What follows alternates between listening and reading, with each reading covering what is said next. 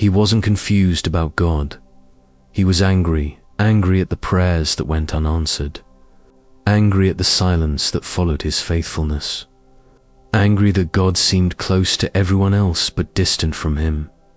He had believed, he had obeyed, he had waited, and still everything fell apart.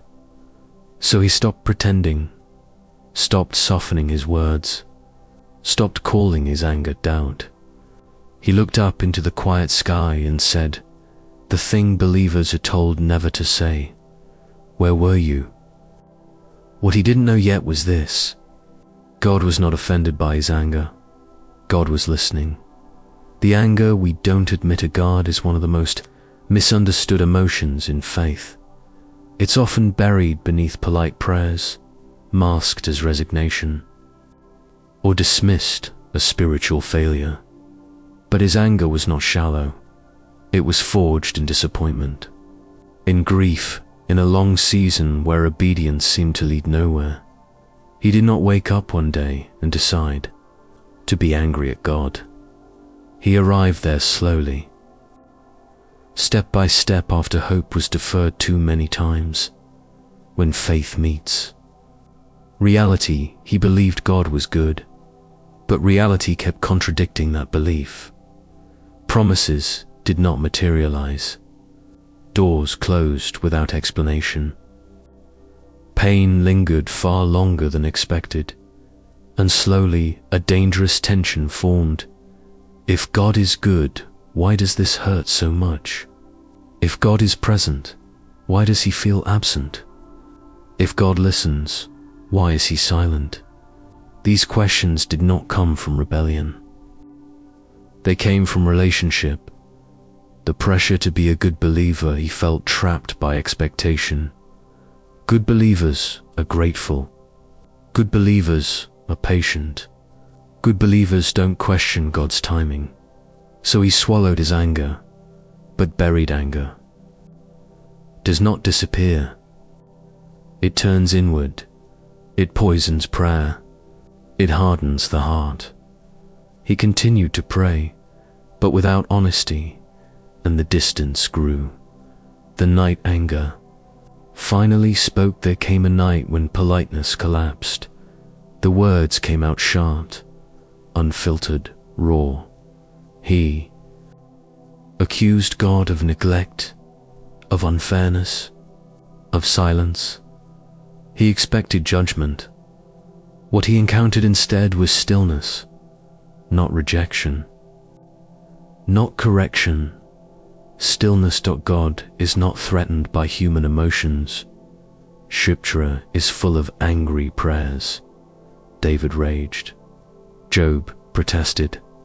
Jeremiah lamented. Even Jesus cried out in anguish. God has never demanded emotional censorship. What God desires is truth. Anger does not push God away. Pretending does. When silence is misunderstood, God did not answer immediately, and that frustrated him. But silence, he would later learn, is not always absence. Sometimes silence is space, space for honesty, space for grief, space for transformation. God was not ignoring him. God was listening deeper than words. The difference between anger and unbelief: anger says, "You owe me an explanation." Unbelief says, "You don't exist." His anger was not disbelief. It was disappointment. And disappointment only exists where expectation once lived. God's answer did not come as expected. When God finally answered, it was not with reasons, no timeline, no explanation of suffering, no justification. God answered with presence, a deep awareness that he was not abandoned, that his pain had not gone unseen, that his story was not over. The shift from why to who, the question changed. Not, why did this happen? but who is with me in it? And that shift changed everything. Learning that God is not a transaction he had believed without realizing it. That faith was an exchange, obedience for blessing, patience for reward, faithfulness for protection.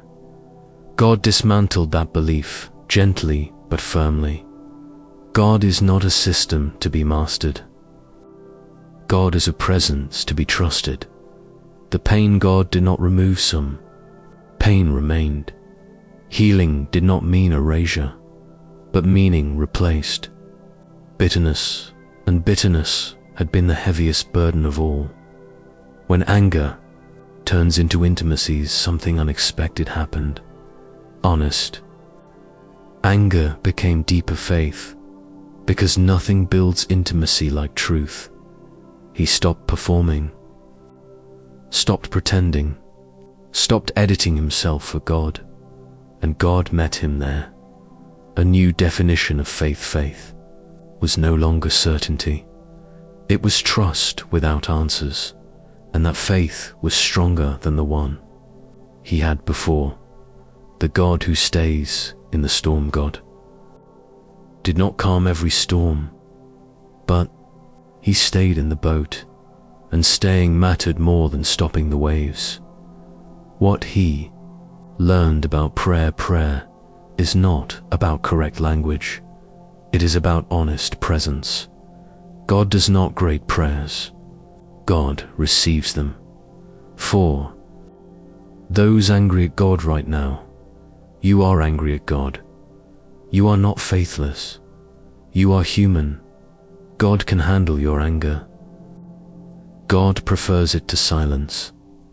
The truth, anger could not destroy. Anger did not break his faith.